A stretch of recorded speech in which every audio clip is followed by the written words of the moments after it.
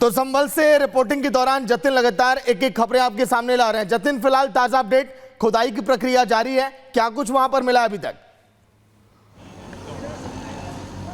आज बिल्कुल देखिए, डीएम और संभल के एसपी दोनों यहां पर पहुंचे थे, उन्होंने दौरा किया और वो मैप हमने भी देखा जो डीएम साफ तौर पर देख रहे थे।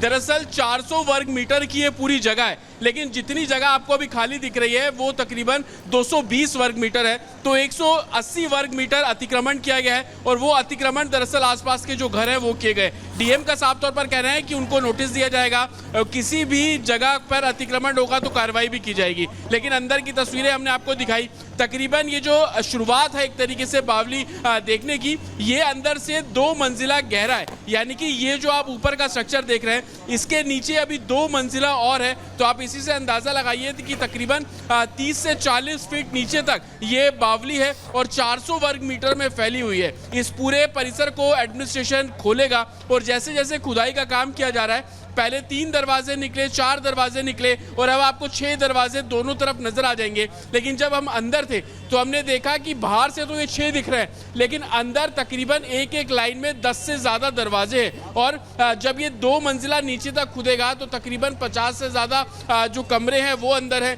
और कुआं अंदर से कुएं होने की भी जो बात है वो की जा रही है। आप देखेंगे कि जेसीबी जो बुलडोजर है वो यहाँ पर है, दोनों तरफ से खुदाई का जो काम है वो किया जा रहा है, फ्रंट से भी और बैक से भी। लेकिन सबसे बड़ी हैरानी इस बात की है कि तकरीबन 150 साल पुरानी ये बावड़ी है, लेकिन उसके बावजूद प्रशासन अब आज यहाँ पर पहुंचा है, लेकिन अतिक्रमण साफ तौर पर यहाँ पर किया गया। घर जितने भी बने हैं, ये जो भी इस बावड़ी की जमीन पर होंगे उन सभी घरों को नोटिस एडमिनिस्ट्रेशन साफ तौर पर देगा। जो सड़क और जो अंदर जाने के रास्ते बने हैं वो सब मैप को एक तरीके से चेक किया जा रहा है और जो प्राचीन सभ्यता है जतिन, जिस तरीके से आप तमाम चीजों को लेकर के जानकारी दे रखे हैं, एक एक तस्वीर दिखा रहे हैं कि खुदाई किस तरीके से वहां पर हो रही है और सनातन के तमाम वहां पर सबूत भी मिलते हुए नजर आ रहा है। तो चंदौसी में खुदाई जारी है और बावड़ी भी मिल चुकी है, लेकिन इस बीच देखिए हमारे सहयोगी जतिन ने खास बातचीत की है डीएम राजेंद्र पेंसिया से। क्या कुछ बातचीत के दौरान उन्होंने कहा है, आपको सुनवा देते हैं। डीएम संभल इस वक्त हमारे साथ मौजूद है। सर, चंदौसी में ये बावली, प्राचीन बावली मिली है, कैसे कवर हो गई सर? इतिहास है संभल का ये इतना पुराना, लेकिन आज हम देख रहे हैं खुदाई, क्योंकि हम खुद अंदर गए, बहुत प्राचीन जिस तरीके से स्ट्रक्चर होता है वो साफ तौर पर नजर आ रहा है। जितनी भी प्राचीन धरोहर हैं वो हम सबकी साझी विरासत है, कोई भी हो सबको उसको संरक्षित और सुरक्षित रखना चाहिए। और जो बावली, तालाब, तीर्थ, कूप ये सब बनते थे, ये जल संरक्षण के एक बड़े स्रोत होते थे ताकि भविष्य में जलापूर्ति आसपास के क्षेत्र को की जा सके। लेकिन धीरे धीरे अतिक्रमित हुई, जो 400 वर्ग मीटर क्षेत्रफल था वो 210 वर्ग मीटर रह गया। तो इसको अतिक्रमण मुक्त भी कराएंगे और 3 तल की गहरी बावड़ी बताते हैं, कहते हैं कि 2 तल जो नीचे के हैं वो मार्बल के अभी देखे नहीं है, अभी केवल जो ईंटों वाला ऊपर का तल है उसी की सफाई चल रही है, उसी की खुदाई चल रही है। अतिक्रमण हटाएंगे सर, क्योंकि देख रहे हैं कि चारों तरफ रेजिडेंशियल इलाका है, घर बन गए हैं, क्या इनको नोटिस आप लोग सर्व कर रहे हैं? आगे क्या प्रोसीजर है सर? क्योंकि खुद बताया कि लगभग आधा अतिक्रमण में जा चुका है। किसी भी वाटर बॉडी पर किसी को अतिक्रमण करने का अधिकार नहीं है। यदि किसी ने किया है तो थ्रू प्रॉपर नोटिस दे करके उसको हम 100% अतिक्रमण मुक्त कराएंगे। कितने साल पुरानी है सर? क्योंकि लोग कह रहे हैं कोई 1857 की ये है, महारानी का जिक्र किया जाता है, उनकी सेना रुकती थी। इसके इतिहास को लेकर अगर कुछ आप बता दो। बहुत कुछ हमें इसके बारे में अभी क्योंकि अभी संज्ञान में ही आया है, तो लगभग 150-200 वर्ष पुरानी बताते हैं। तो एग्जैक्टली तब बता पाएंगे जब इसका कोई डॉक्यूमेंटेशन निकलेगा, या जिनकी ये बावली थी उनसे भी हम चर्चा करेंगे कि आपके पास यदि कोई डॉक्यूमेंट है तो आप भी बताएं। एक आखिरी सवाल सर, कि पलायन को लेकर भी इस इलाके में बहुत चर्चा है, इसके आगे एक बांके बिहारी मंदिर भी है, उसको लेकर भी विवाद है, कोर्ट में भी है, तो क्या इसको लेकर भी एडमिनिस्ट्रेशन काम कर रहा है?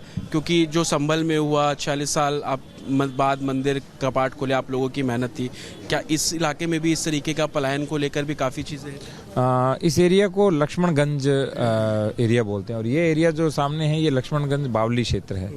तो यहाँ पे एक मंदिर मिला है जो लगभग 150-200 वर्ष पुराना बताते हैं, उसकी दोनों मूर्तियाँ भी अलग अलग मंदिरों में सुरक्षित है, ऐसा भी हमें पता चला है।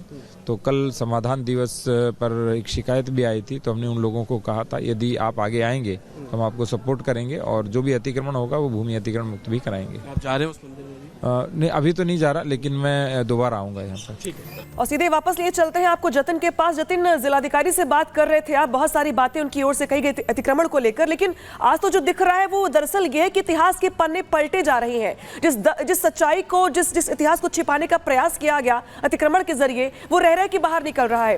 और अभी कितनी खुदाई बची हुई, क्या दिन भर आज खुदाई का काम चलने वाला है?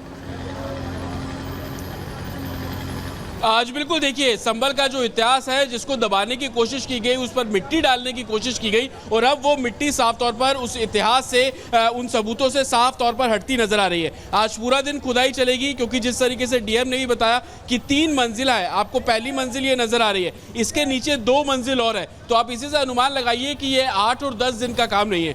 400 वर्ग मीटर में ये पूरी जो बावली है वो फैली हुई है, और सिर्फ अभी हमें ओपन जो ऊपर से नजर आ रहा है। मेरा विजय आकाश अगर तस्वीर दिखाएंगे, जितना आप खाली स्पेस देख रहे हैं जहां पर अभी जेसीबी खड़ी हुई है और जेसीबी के जरिए काम किया जा रहा है, यही स्पेस सिर्फ ओपन स्पेस है, जो कि तकरीबन 210-220 वर्ग मीटर है। लेकिन उसके बावजूद इस पूरी बावली को निखारना है, उसको दोबारा से सजाना है। जब अब अंदर गए तो हमने देखा कि पुराने जमाने में जिस तरीके का टेक्सचर होता था, पिलर्स होते थे, नक्काशी होती थी, हूबहू वैसी ही तस्वीरें अंदर साफ तौर पर नजर आ रही है। अलग अलग रास्ते हैं, अलग अलग सुरंग है, लेकिन सबसे बड़ा जो चैलेंज अब एडमिनिस्ट्रेशन के सामने है वो है अतिक्रमण को हटाना, क्योंकि 180 वर्ग मीटर जो कि बावली की जगह को घेर लिया गया है, उस 180 वर्ग मीटर में ये जो घर आप देख रहे हैं, ये तमाम घर बने हुए हैं। एडमिनिस्ट्रेशन का कहना है कि सबसे पहले वो नक्शा पुराना बाहर निकालेंगे, बावली की जगह किस जगह पर थी उसको चिन्हित किया जाएगा, और उसके बाद जहां पर भी अतिक्रमण होगा, घर बना लिए गए, किसी का फुटपाथ है, सड़क है, तो उसको भी जो नोटिस है वो सर्व किया जाएगा, और आगे जो कानूनी कार्रवाई होगी वो साफ तौर पर की जाएगी। लेकिन संभल किस तरीके से प्राचीन नगरी थी, ये भी जानकारी मिल रही है कि जो रानी हुआ करती थी चंदौसी की अहिल्याबाई, उनकी सेना इस एक तरीके से बावड़ी में आकर रुकती थी। तो आप इसी से अंदाजा लगाइए कि अगर कोई सेना यहाँ पर रुकेगी तो कितना बड़ा परिसर होगा। लेकिन अभी तस्वीरें मैं आपको दिखा दूं कि 2 जेसीबी मशीन के जरिए जो खुदाई का काम लगातार जारी है।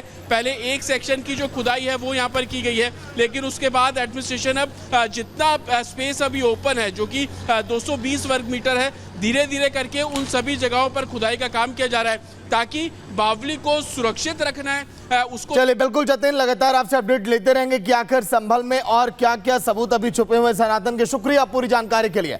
लेकिन देखिए, बात अब करेंगे आखिर बम की धमकी, ये छात्रों की साजिश कैसे। दिल्ली के दर्जनों स्कूलों को आपने देखा होगा बम से उड़ाने की धमकी दी गई। पुलिस प्रशासन के हाथ पांव फूल गए कि आखिर अब किया क्या जाए। लगातार इस पर जांच की जा रही थी, लेकिन जब जांच हुई, जो सच आया वाकई में हैरान करने वाला है वो, क्योंकि दिल्ली के 3 स्कूलों को छात्रों ने खुद ही बम से उड़ाने की धमकी दी थी, ताकि वहां पर हो रही परीक्षा को टाला जा सके। रिपोर्ट आप देखिए।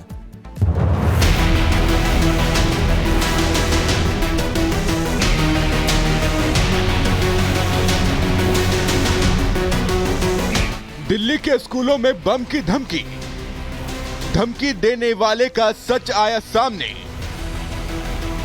धमकी के पीछे की वजह कर देगी हैरान।